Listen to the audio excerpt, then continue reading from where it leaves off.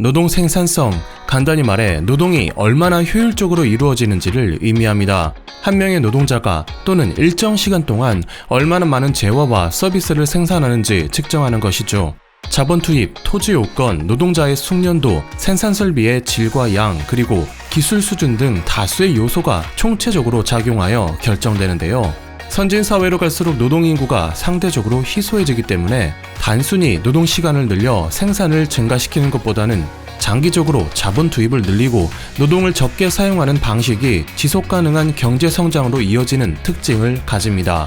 그러니까 이 노동 생산성은 산업 경쟁력, 더 나아가서는 국가 경쟁력을 엿볼 수 있는 수치라 할 수 있겠습니다. 그리고 이와 관련해 최근 일본인들에게 충격적인 소식이 전해졌습니다. 월드뱅크가 재작년까지만 해도 한국을 앞섰던 일본의 노동 생산성을 19년 세계 34위로 기록하면서 31위인 한국보다 낮은 것으로 평가했기 때문입니다. 골드만삭스에서 일본 담당 전설의 애널리스트로 이름을 날렸던 데이비드 애킨스는 일본의 한 경제지를 통해 일본은 경기 부양을 위해 현대 화폐 이론에 입각한 정부 지출 증가로 일경 2천조 원이 넘는 국가 부채를 짊어졌다는 점을 지적하면서 노동 참가율에는 상한이 있으므로 장기적 성장을 위해선 사회 구조적 문제를 재정비해야 한다고 주장했습니다. 그는 또 세계은행의 랭킹은 각국의 구매력을 감안한 수치이기 때문에 디플레이션을 핑계 삼아 노동 생산성이 극히 낮아지고 있는 현실을 애써 외면하는 것은 더 이상 허락되지 않는다고 일갈했는데요. 타국들이 1.4배 상승할 동안 일본은 1.2배 상승에 그쳐 점점 추월당하는 현상이 가시화되는 가운데 잃어버린 10년을 넘어 잃어버린 20년이라는 말이 나오는 사회 분위기 속에서 한국 이하라는 기사 제목이 큰 파장을 일으키고 있습니다. 일본인들의 반응은 다음과 같습니다. 구태의연한 도장 문화가 텔레워크를 저해하는 듯한 상황이기 때문에 과도한 서비스 지상주의, 쓸데없는 자료 대량 복제, 워드로 정리하면 될 걸 수기로 작성해 도장까지 찍지 않으면 일이 진행되지 않는다. 한마디로 봉건적이고 보수적, 변하는 느낌도 없고 오히려 그것을 좋다고 여김.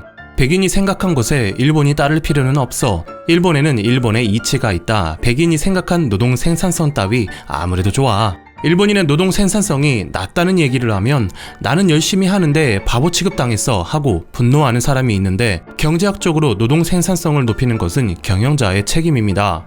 경영자, 생산성이 낮다고? 그럼 쉬지 말고 일해라. 다른 사람 2배, 3배 일하면 반드시 미래에 보상받을 거다. 오늘도 막차까지 일해라. 한국 굉장해.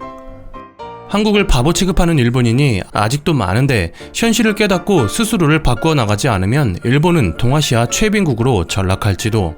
아시아가 약진하면 더 내려가겠네요. 꽤 오래전부터 일본은 선진국에서 탈락하고 있군요. 국민 총생산도 하락 일로를 걷겠죠. 민도만은 높게 유지해줬음 하지만 경제가 하락하면 그것도 나빠지겠죠.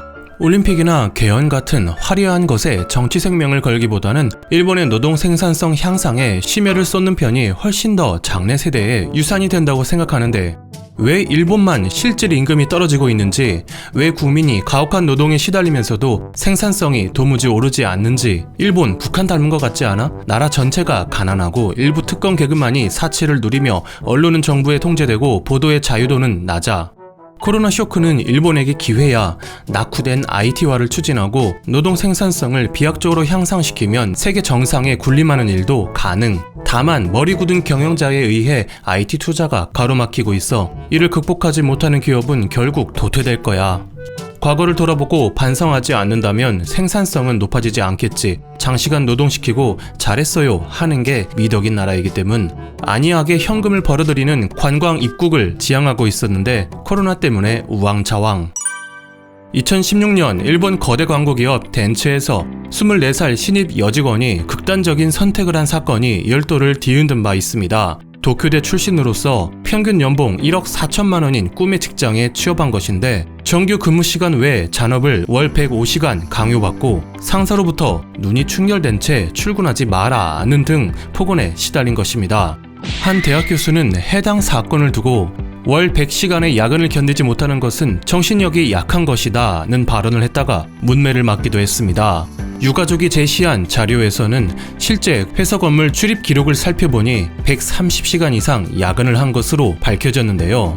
노동 생산성을 낮추는 원인 중 하나로 야근을 미덕으로 여기는 문화가 다수 지적되고 있는데, 사건 이듬해 2017년 아베는 4차 내각 출범과 함께 생산성 혁명 전략을 내놓으며 한국과 유사한 유연 근로제, 최저임금 인상, 노동시간 단축 등의 정책을 내놓았습니다만, 잔업 월 200시간에 시달리는 공사장 현장 감독이 극단적인 선택을 하고 경제산업성에 입사한 2년차 엘리트 관리가 월 150시간에서 300시간에 이르는 잔업 스트레스로 불법적 약물을 투여하는 등 과도한 초과근무로 인한 사고가 지속적으로 터지고 있습니다.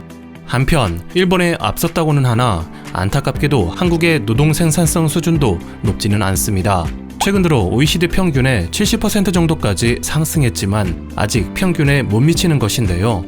다만 2010년을 기준으로 한 OECD 자료에 따르면 터키 다음으로 높은 상승세를 보여 일본처럼 정체된 양상은 보이지 않고 있으며, 세계 최고 수준의 IT 인프라가 코로나로 빨라진 4차 산업시대에 강점으로 작용할 것으로 기대되고 있습니다.